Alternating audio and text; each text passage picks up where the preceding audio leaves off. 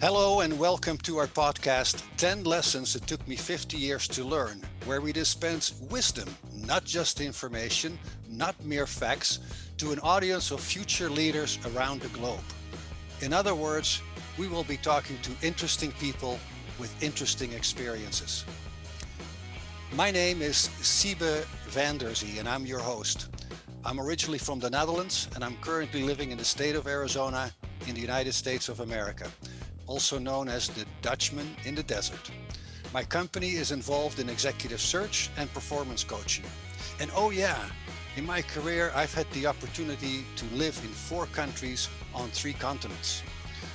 This podcast is sponsored by the Professional Development Forum, PDF, and PDF helps up-and-coming professionals accelerate their performance in the modern workplace.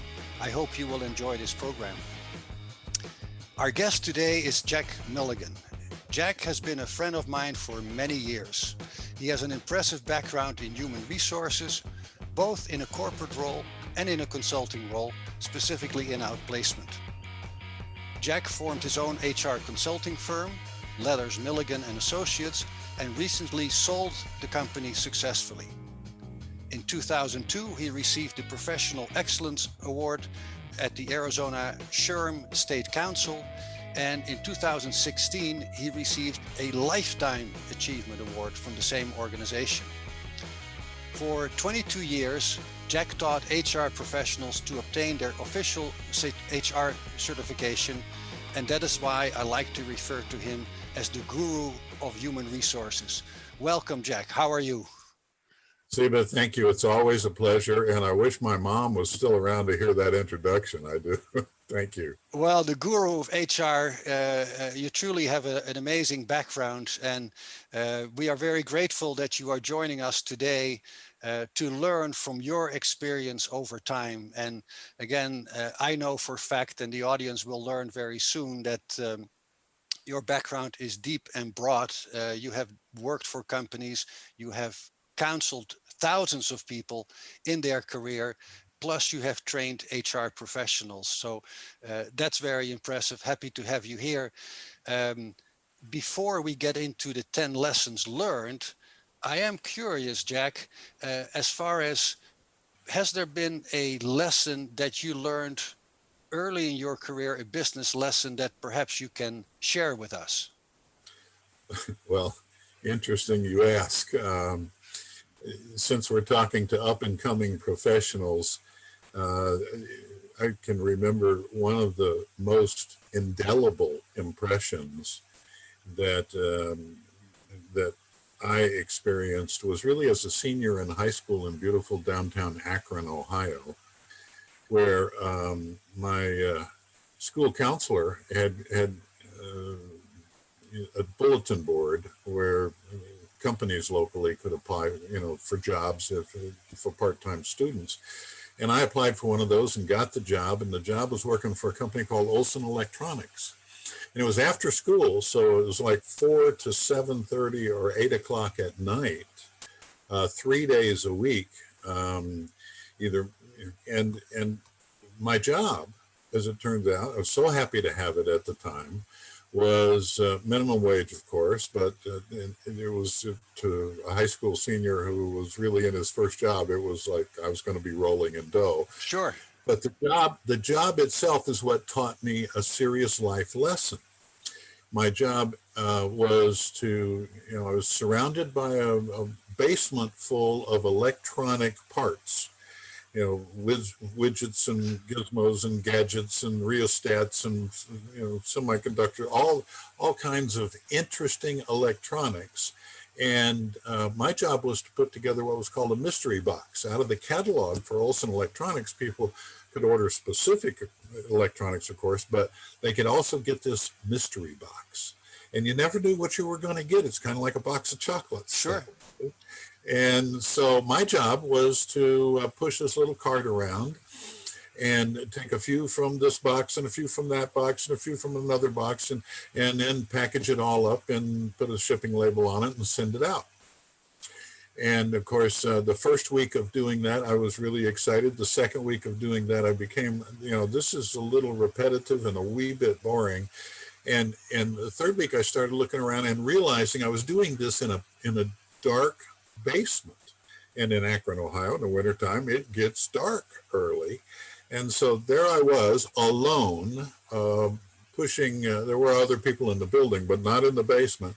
And so I'm just doing this repetitive circling, like, going through a maze and putting these boxes together. And I think I lasted 3.5 or 4 weeks at that job, realizing, I'm a guy, and this is the insight. It's like, I need human stimulation. I need to be around people. I need to be social in what I do. And that job just literally drove me crazy. And so I had to give it up and go find another one at that point. But Oh, I love it. it I love was it. really, it said, I can't do isolation. I can't do one of those individual contributor kind of jobs where you've got no other people around you. And so I just went stir crazy. I like it for different reasons because, of course, I know you quite well, and I know you interacting with, well, over time, thousands of people, amazing numbers of people that you have worked with and counseled. You are, in that sense, very much an extrovert. You like people, and people like you. I can safely say that. So I can see, if I think of that and your personality, to put you in the basement without other people, it could be interesting technology, right? Like you said, but that's not the place you want to be. No, But you no. have to experience that first. Right. And so the moral of that story, I guess, is look into yourself and understand, what kind of environment you need, and kind of subscript that with, that's got to have some kind of checklist as you move into a real career kind of position. So I was able to apply that pretty much the rest of my normal, natural career to, is this job going to have some of those, be able to check off some of those boxes that has to do with human interaction? It kind of reminds me, Jack, of when I applied for my first serious job after graduating from the university. And I went back to my home country in the Netherlands. I had studied in the United States. And I thought, I don't want to work for a bank. But the first opportunity was a bank that showed interest. And in my mind, I thought, I want to get used to interviewing back in my home country, go through that process. Let's start with a job where I'm not interested, because that way I just get that experience and then I can move on and become serious. Well, the reality was they offered me a job, and I had a great time working for Citibank in Amsterdam at the time, something I would have never expected. And I spent a number of years, as you know, in international corporate banking. Right. It was never my plan. In your case, it was the reverse. You realized this is not what I want to do, but it helps you then perhaps steer your career in the right direction. Oh yeah, I headed right towards human resources work. So Absolutely. Well, that's an interesting story to start with. Looking at your 10 lessons, the first one, I'm already curious, your thoughts. Live a goal-directed life of accomplishments. What do you mean with that? well, I'm a firm believer in the notion that people who set goals tend to accomplish more. And being a goal-directed person kind of follows logically that if you establish goals for yourself and for your performance and for your career in a number of well-known areas, the major areas of your life, you will in fact enjoy life more, you will accomplish more, and I believe your life will be richer because of it. And I suggest 6 major areas all need at least one written goal at a time: personal, professional, family, financial, spiritual, and community. Those 6 areas, I think, all deserve good analytic thought and the discipline to actually cast it in writing. And I think those should be SMART goals. That's an acronym, of course, stands for specific, measurable, achievable, relevant, and time-based. Hmm. SMART goals tend to, by themselves, define the kinds of things that you have to get done in order to say, I can check that one off and move on to the next one. But if we can get goals, a single goal at least in each one of those areas, what it does is allow us to make some informed decisions about our time, how we spend our time. Hmm. And in pursuit of those goals, or, in going bowling, or, trying, some reading, casual reading, or do I apply this particular, the most important commodity any of us have is time. I guarantee you it's limited. It is finite. And while at some points of your life it feels like it's going to go on forever, it doesn't. And at some point you do run out of it. How do you know if a goal is SMART? Well, it has to pass those tests. The acronym SMART all stands for a particular test for your goal. So is it a specific goal? Is it in fact measurable? Is it achievable in the first place? And is it relevant to what you are trying to do and accomplish, generally speaking? And lastly, you put a time base on it. I'm going to do this by a certain date. And of course, subplans all have to have those same kinds of things. What are you going to get done by what date? And so you constantly put the M back in, the measurable part. I like it. I like it. I mean, I strongly believe in setting goals, and on a weekly basis, I write lists of things I need to do. And I've been doing it for many years. And as I sometimes tell people, I write lists of lists because I have so many lists, and I do keep track of them, right? Because they're all, let's say, relevant, SMART in that sense. There you go. This kind of thing, That's it. I keep that right in front of me at all times and work down through the check boxes. I think it's obviously it's very simple to write a list. Yeah, you have to put the right things on the list, whatever that may be. But it's a very simple action to take. And I agree with you. Over time, very helpful, very helpful. And I would say that people that write lists over time tend to be more productive as a result of that. Indeed. And that's been proven by the psychologists after study that shows that highly productive people just tend to be goal oriented. So is it cause or is it effect? One goes in hand with another, but highly productive people are generally goal oriented. I like it. Yeah, I agree. The second lesson, Jack, is in your professional life, understand your industry. Well, the second, I cheated a little bit. I think you noticed this when I sent you the list. Number 1 is about 6 things, and number 2 through 7 here all have to do with at least 3 things that I'm talking about. In a professional life, I believe it's important that whatever you are doing, whatever career you pursue, that you look around you and understand what industry that you are in. Mm-hmm. So, in your professional life, I think it's very beneficial that you take the time to figure out what industry is, understand that industry, study that industry, and you do that primarily by studying your competition. So understanding your industry leads to studying your competition. And then lastly, this is one of those number of these that cheat and have 3 things actually, is understand where the money comes from.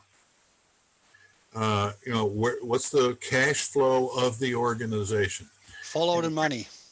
Follow the money, you bet. Now, I don't care whether you're a butcher or a baker or a candlestick maker. Those 3 things will apply to any effort you are putting your heart and soul into in terms of your career. Understand the industry, understand your competition, and know where the money comes from and where it goes. And it really doesn't matter what you do. As an HR guy, I certainly wasn't responsible for some of those things as my primary goal set Mhm. in the human resources field, but it really gave me a leg up when I could have a conversation with any of the senior managers in our organizations because I understood the competition and what they were going through, and I understood where we were vis-a-vis that competition. And so, it's like the higher you go in any organization, the more you're going to be responsible for having the right strategic direction and magnetic north in the right place. And those are three key secrets, I believe. Understand your industry, understand your competition, and know where the money comes from. It also helps, I think, once you understand that, to position your own value proposition, right? What can you add to an organization? What do you have to contribute? And it is very helpful when you are in a job search to really understand that company, but also the industry, its competitors. And that is, I think, very helpful. It's not just applying for a job, you are applying for that specific job. And if you can demonstrate that you understand to a great extent what is happening. You may not know all the details, of course, but that can really make a positive influence on someone that is looking to hire someone. You say, this person can contribute because he or she is already aware and understands the issues that we're dealing with. Absolutely. You Yeah. make good points, all of them. And so I think we're in agreement on all those. Well, let's move on to number 3. Let's move on. If and when you have people reporting to you, hire them with care, treat them with honor, and absolutely positively do your performance reviews on time. Again, a threefer under a category of just one of the 10 things. It's highly likely that, and I'll come back to this a little bit later on, it's highly likely that in your career, you're going to get good managers, you're going to get mediocre managers, you're going to get bad managers. But whenever you yourself find you're moving into a supervisory kind of position, one of the hardest career changes individuals can make is moving into a supervisory position from being one of the boys or girls. Mm-hmm. And so you have to separate yourself from the group and become a leader, become a supervisor. The second biggest, I think, changes is when you move the next step up, when you start supervising other supervisors or managers. So each step up, you get a little bit further away from your core expertise, whatever you started as in an organization, and you become more and more focused on your ability to get things done through people. I like And it. so when you get into one of those kinds of positions, I think hiring right in the first place, is one of the keys to your success. Hire them with care. Also, treat them with great respect. Employees, particularly highly productive employees, need feedback, and that leads to the third fudge factor here in this particular one, and that is do your reviews on time. I like it.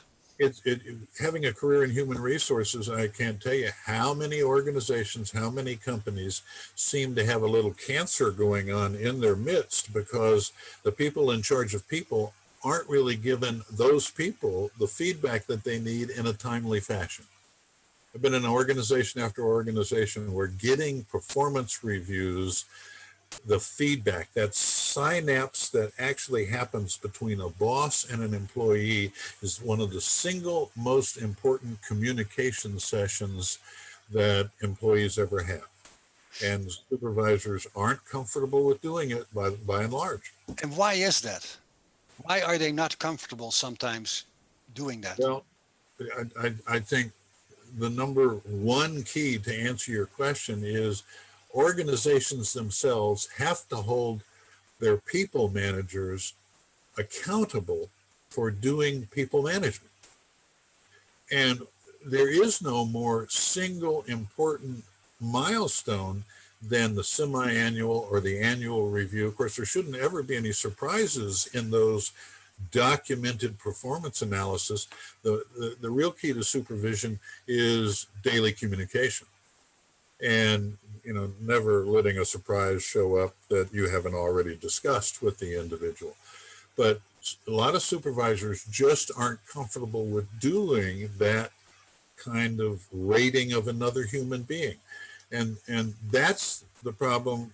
That's a management problem, because if we're going to select people to be in those positions, we need to give them the tools to do the job.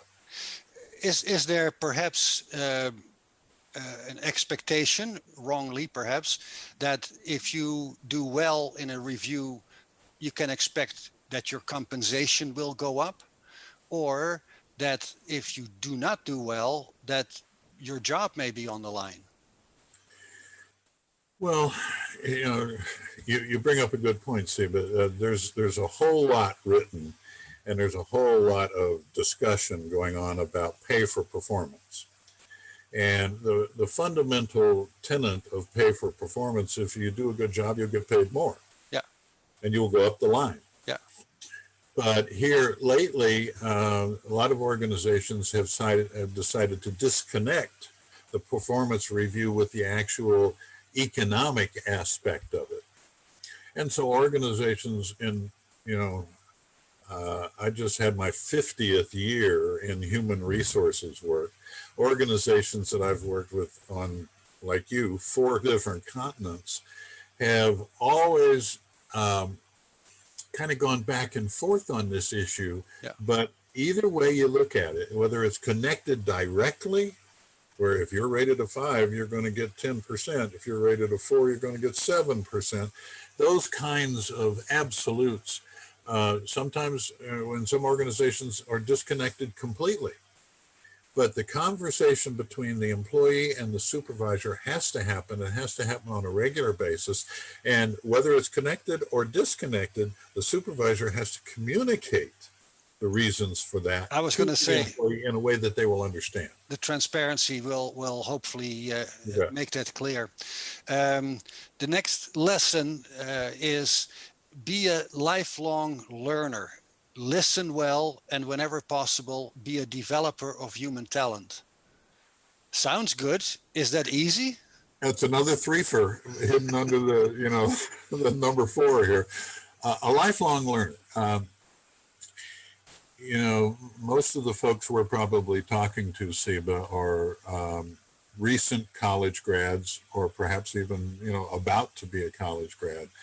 And one of the things that we tend to celebrate is, boy, I'm glad I'm done with all that learning. And now I'm going to go apply it, But the truth is, the half-life of a baccalaureate education is 3 to 5 years, depending upon how technical you are.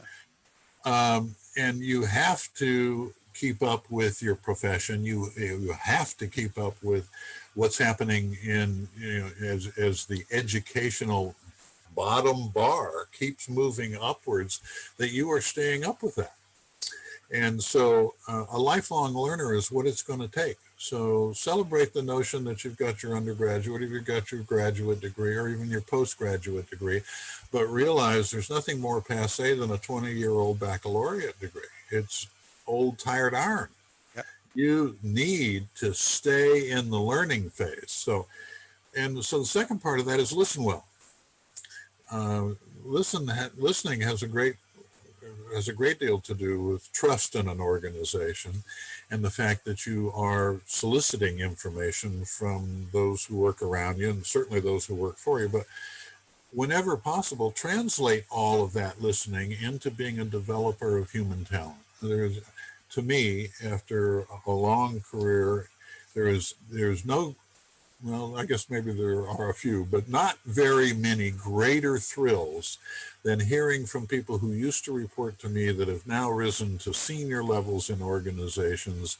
And, we stay in touch and we talk occasionally, and just knowing that developmental experience with them put them on some kind of track that they valued, and they stay in touch. And I'm glad to reciprocate that, because it's a thrill for me to have, I think, about 18 to 20 senior vice presidents in organizations spread around the globe who used to be in my department. Wow.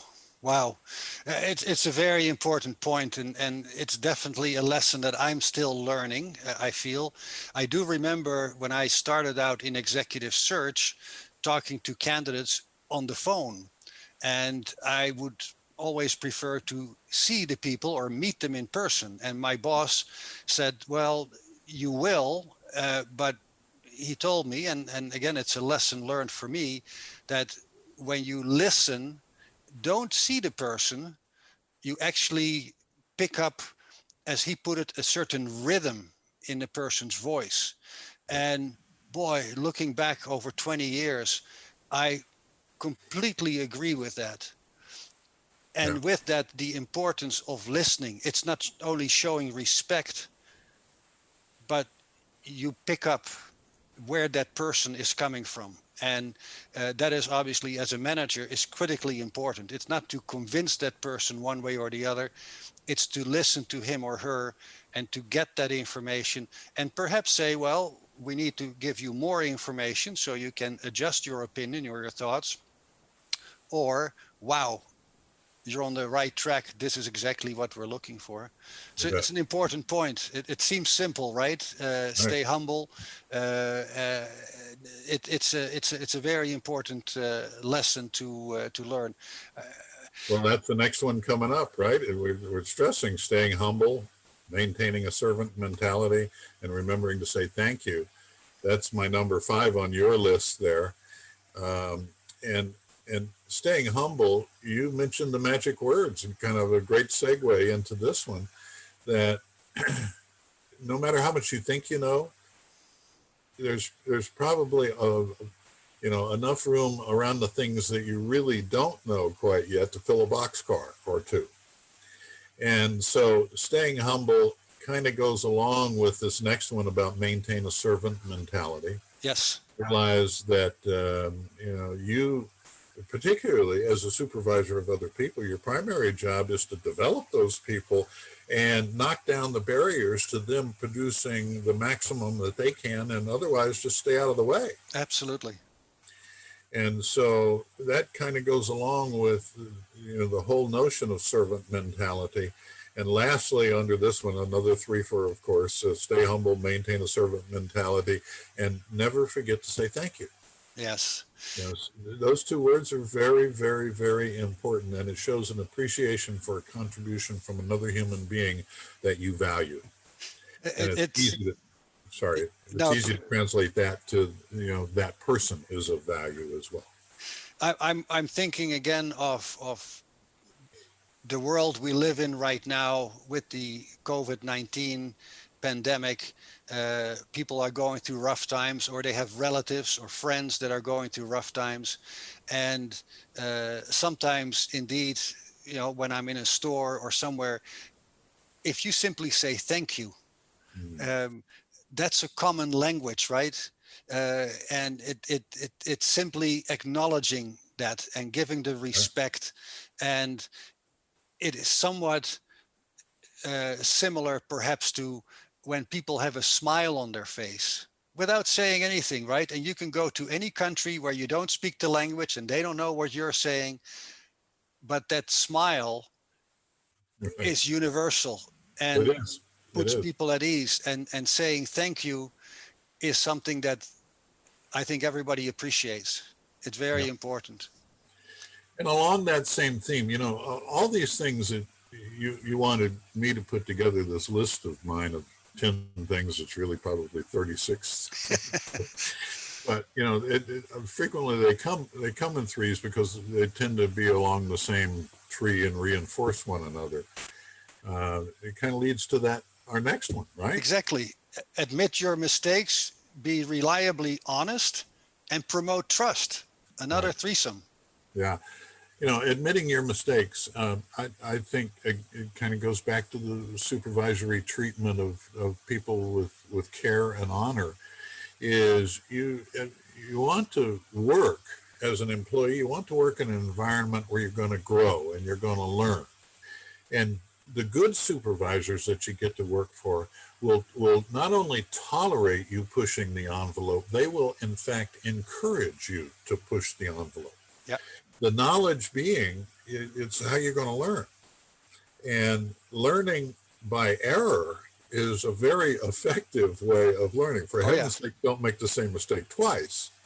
Learn from it, but by all means, those who are pushing the umbrella out, those that are pushing the barriers out, are people who are knocking on the limits of that, and creating an environment within a supervisor subordinate relationship where that subordinate understands that it's okay for me to make a mistake. I want to own up to it. I want to talk about it, maybe in group or team fashion. I want to share the learning that I have made with others so that it kind of multiplies that way. But the expectation is that I will be pushing that envelope enough so that I will, in fact, make a few mistakes and learn from them. Yeah. And what that leads to in terms of admitting your mistakes is, becoming known in your peer group and throughout all of those areas of your life that you are a reliable, honest person, that you're going to take accountability for what you do and for what you don't do sometimes. And that, being reliably honest is kind of like a modifier of it. I'm not just a little bit honest, or I'm a whole lot. I am reliably, contemporaneously honest. Now, some people, Jack, may say that, admitting mistakes is a sign of weakness. Well, those people probably don't admit many of their mistakes. That certainly is an attitude that can be held by a few people.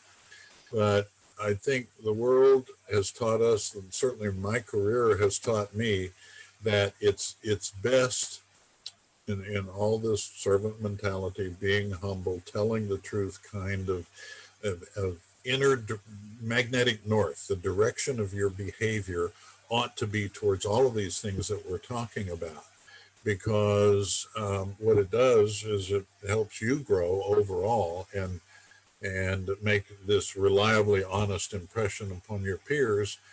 And it's what we need in the world, and it's one of the things that we need in order to develop people. Yeah, no, I fully agree. It's just that there are people, as we both know, that would perceive it differently. And indeed, those people perhaps may not reach their ultimate potential because, well, they make mistakes, but they won't admit it. And well, I'd say don't worry about them. That's it. It's like, it's kind of like throughout your career, you're going to have some good and bad bosses. You can learn from each one of them. Absolutely. And so when we get to my very last one of the 10, we'll talk some more about this. But just the whole notion of being around trustworthy people, and that's the end of this one. Those kinds of behaviors will promote trust. Yeah. And trust, in my opinion, is probably one of the most important but elusive commodities of the relationship between people. And trust in an organization. I've been in lots of HR organizations where trust was absent in the organization, in the human resource department, and you can't really get much done. You don't get much traction if the overall reputation of you or your department is one that is not trustworthy. Very important, and trust, of course, connects to integrity. And if there's no trust and no integrity, that's a bad situation to have for everyone involved.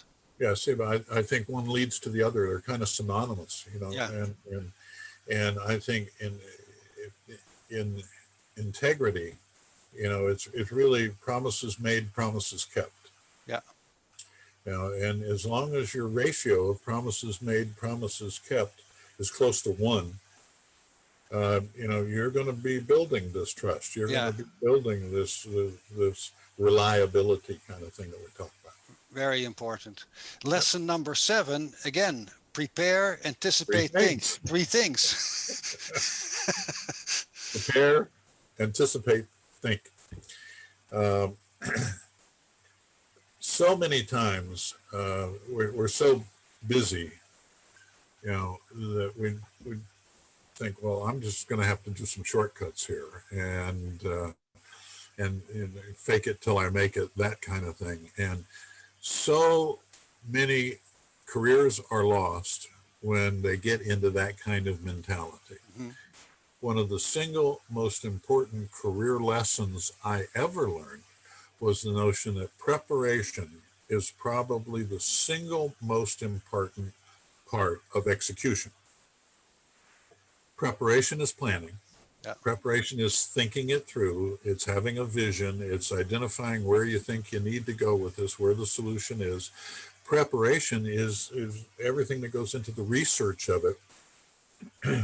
But also, once you are as prepared as you can possibly be, recognizing we deal in a world of ambiguity, you're not going to get all the information that you want to make decisions, excuse me, many times. And so it's best, the secondary part of that is anticipate what could go wrong. Mm-hmm. I think I've developed a pretty good plan here, but what are the weaknesses in it? Yeah. Anticipate pushback. Yeah. Anticipate other opinions about what your planning and preparation has done for you. Those two things, great preparation and anticipation of where your pushbacks are going to come from, allow you to succeed in business case management, selling an idea, selling yourself. And a lot of people just don't spend anywhere near enough time in those two gears. And the third gear is think. The underlying reality of, in order to prepare, in order to anticipate what it is time, that elusive quality of time, that finite thing we've all got just this limited amount of, that we spend some of that treasure in the notion of, for heaven's sakes, just think it through. It used to be in the old days, it was the IBM, it was in every IBM building, it was on every IBM business card. Yes. Is think. It's just that one word, think. And if you will do that and prepare and anticipate where things might go wrong, I think there's no denying your success. True wisdom. Thank you. Good point. Good point. Lesson number 8. And that the 7 was the end of the 3 things, right? Yes. Now we just put the 8, 9, and 10, which are really just individual things. Communicate with crystal clarity what you want and expect, and it tends to happen. Yes, that's my belief. One of the greatest falsehoods, Siva, about corporate communications, I'd just say about any kind of communication, mm-hmm. is the expectation that has actually happened. Frequently, it hasn't happened. You tried, and it didn't get across. Yeah. And so when I say communicate with crystal clarity, that implies that you also, anticipate where the weaknesses of the communication might be, and that you ask your audience to say, now tell me what you just heard me say, in whatever fashion you choose to say that in. What you want, whomever you're communicating with, to replay what they heard back to you so you can tell if it's a match. And if indeed it's a match, then great, you've passed the test of communication. But frequently they will be a little off. And so zeroing in on that is the art of the crystal part of crystal clarity. Is that something, Jack, that you also experienced in the Army, in the armed services? Yeah. Well, you were in the Army too, different countries, but we're both in an Army, and the Army way which is, repetition. Exactly. Enough repetition is going to become what they call rote. And so what you're doing is really creating reflexive kinds of things and to fit certain situations. And yeah, in the military, the right way, the wrong way, and the military way is really, just it's done that way so that you kind of automatically respond in certain situations. The meaning is the same across many barriers, so that you will do the right thing at the right time. Yeah, and there is something, when you coach people, when I coach people, where you talk about brain muscle. You can train your brain, and the simple comparison is when you go through traffic and the traffic light is green and it goes to yellow and red. It's not that you say, "Gee, what just happened there?" Right? You may be listening to the radio or in our Right, conversation with a passenger. You stop the car or you start right, driving, and I think that's part of training your brain, and yeah, repetition typically requires that, and very useful. And I think once you have your brain muscle developed, uh, things that could be difficult to deal with become much easier. You're already visualizing, you're already showing that film in front of you of how you plan to do it. I right. think that's I very think helpful. probably it's a good point, Siba, that you make. I think, the flip side of the communicate with crystal clarity coin is that you come back to test whether or not the results you expected are the results that you got. Yeah. And so the flip side of crystal clarity is, evaluation and accountability. And you really do learn that the more trouble that you take with making certain that you have in fact communicated, Yeah. that it has actually occurred, that it has happened, Yes. is that you get the kind of results that you expect. Yeah. And so, and that kind of leads to number 9. Well, yeah, and I feel that I need to make sure I'm in good shape because it says shine your shoes. That's how I get away with multiple things all rolled into one thing. Like Shine your shoes. shine your shoes is really my idea of being emblematic of taking care of yourself. Appearance Uh, sets the tone.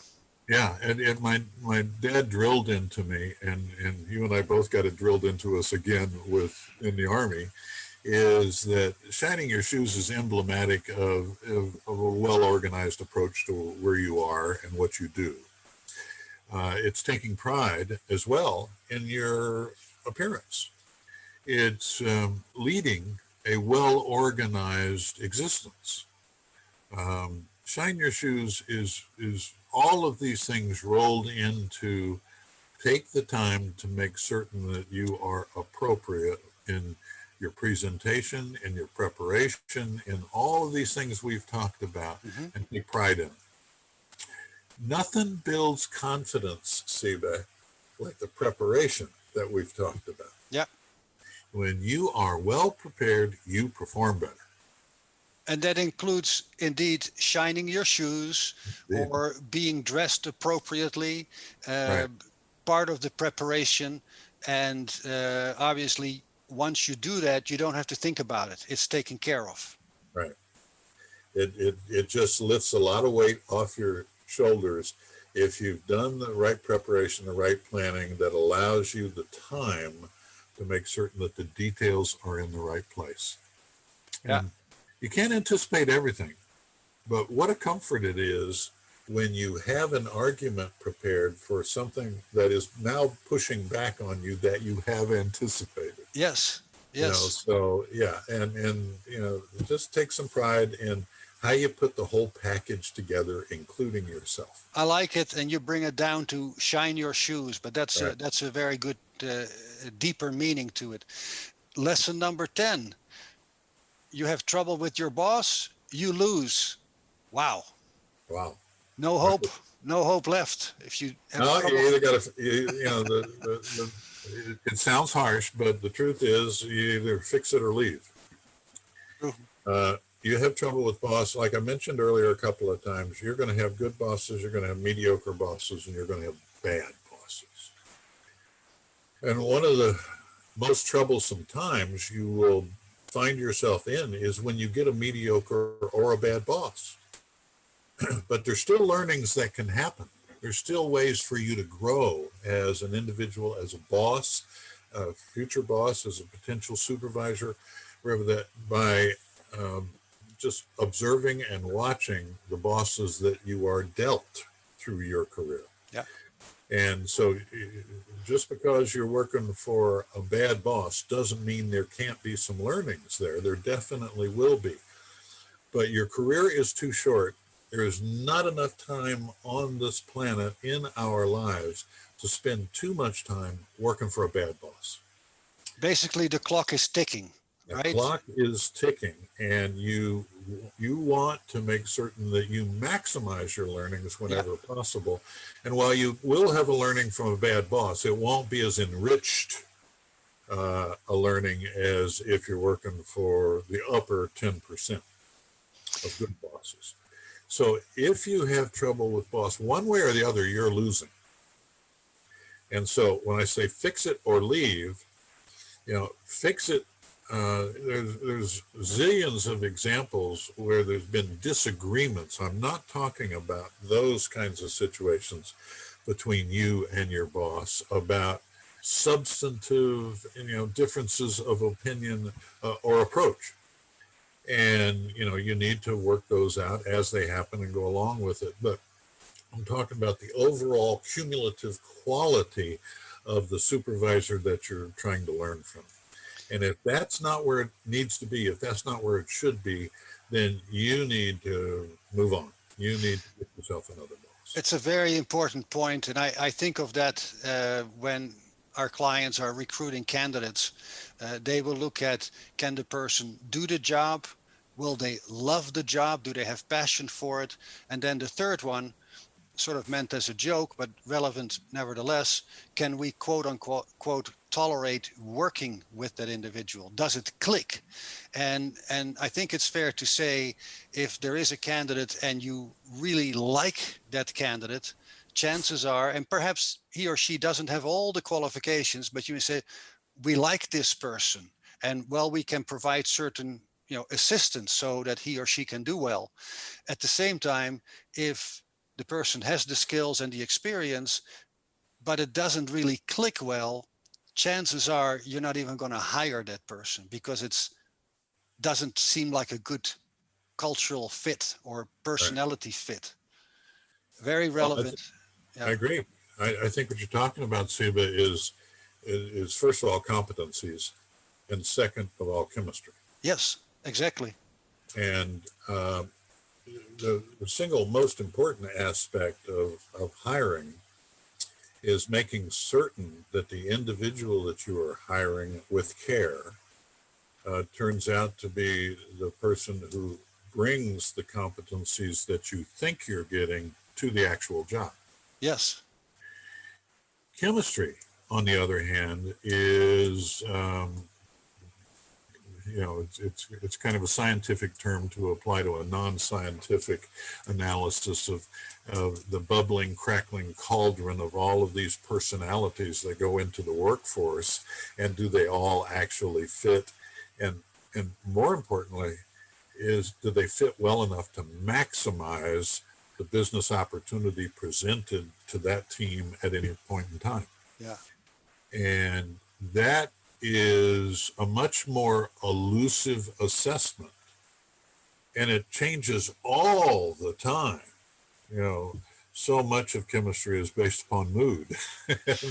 and moods are very, very short-term kinds of situations, but you got to have the competencies. I have to ask you another question. You shared 10 lessons, but just what you said, it can change the mood. Jack, are there any lessons in your life, in your career, that you have unlearned? Oh, hey, thank you. That's an interesting question. Yes. Well, yeah, I'm sure there's lots of them, but the one that comes to mind is really kind of shot all kinds of holes in my parachute, because throughout my career, I always wanted to be a corporate vice president of human resources. And I worked hard and diligently over lots of years, and finally actually became a corporate vice president Yeah. of human resources. New York Stock Exchange listed, publicly held corporation, uh, you know, billion-dollar global kind of Very organization. successful, Yeah, very. quote unquote, very successful. Worst job I ever had. And I was so in pursuit of that in each measured step I took in my career, with that being the ultimate goal in mind, that I guess I'd call it, be very careful about what you wish for. And I spent 2.5 years in that job on the 19th floor of a Los Angeles high-rise, terra not so firma, in a building built on ball bearings, only to find out that the most fun and value that I had in my whole career I was really 1 or 2 steps lower than that. And, I was at a plant level somewhere where we had 3 or 4 or 5,000 employees, and I had a budget, and I had a staff, and I had, colleagues, and I had conflict, and I had, all the kinds of things that go with having an organization around you, to, 9 other executives on the upper floors of a high-class office building, where, nothing important is really happening. I had to spend most of my time out in the field with the individual operations to feel like I was actually contributing any value. Because back at headquarters, it was like negotiating between 2 senior level vice presidents about why one has a thicker carpeting than the other. It was just nonsense. And so be careful of what you wish for is the moral of that story. This is so interesting, because I had to think about what you mentioned early on about your first job somewhere in the basement, working by yourself, and you thought that's not the kind of job. Now, so many years further, you are a senior vice president of a major corporation, and yes, you are dealing with people, but wait a minute, it doesn't really have much depth to it. And if I think of it, I don't know if you ever counted the number of people that you have counseled, but I mentioned we're talking more than 10,000, perhaps more than 20,000 individuals that you have guided and coached and counseled in your career. And obviously, I can see it on your face right now. That's something that you truly enjoyed. Well, it's interesting you bring that up. I've published a book on negotiations technique, and I'm not plugging the book, but what was the name of the book? Thank you. Make More Money. And it's on Amazon? It is available on all the regular places, including Amazon, you bet. I said it, not you, yeah. Anyway, my editor said, this is about, you're talking to people about negotiating their economic package when they join an organization.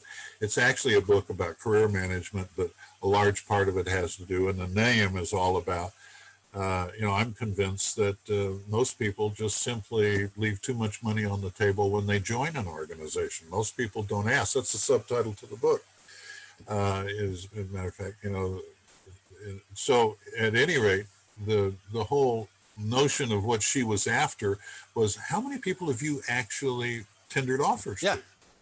And so I said, I have no idea. And she said, well, figure it out, because I want it for the gee whiz, some of the gee whiz statements that are going to go on the inside flap of the book. And so I went back to my very first job and kind of did an approximation of, and so it ended up, the number that I gave her was between 18 and 20,000 individuals that I've had a personal hand in their employment offer. Think about that. Think about personal attention, not just a group, individuals. Right. And the moral of that story was, of all of the people who could negotiate their employment offers, only 10% actually do. The vast majority of people accept what is offered to them. And those that do negotiate, most of them do it wrong. So that's the secret of my book, is how do you get to be a 10 percenter and do it right? Wow. So that's for lesson number 11. There you go. Read your book. Well, Right. yeah, Jack, this has been phenomenal. Again, we know each other for many years, but I truly believe that we got wisdom for you, and I fully, subscribe to the fact that you are known as the guru of human resources. I really appreciate that. Thank you for joining us. And with that, I want to make some closing remarks. Thank you, Siba. And again, thank you, Jack. You have been listening to the international podcast of 10 Lessons It Took Me 50 Years to Learn, produced by Robert Hossery and sponsored by the Professional Development Forum, PDF. PDF provides seminars, webinars, social media discussions, podcasts, and parties. For more information, please visit professionaldevelopmentforum.org. Thank you for listening, and please stay safe. Thank you, Jack. Siba, always a pleasure. Thank you. Stay healthy. Absolutely. You too. All the best.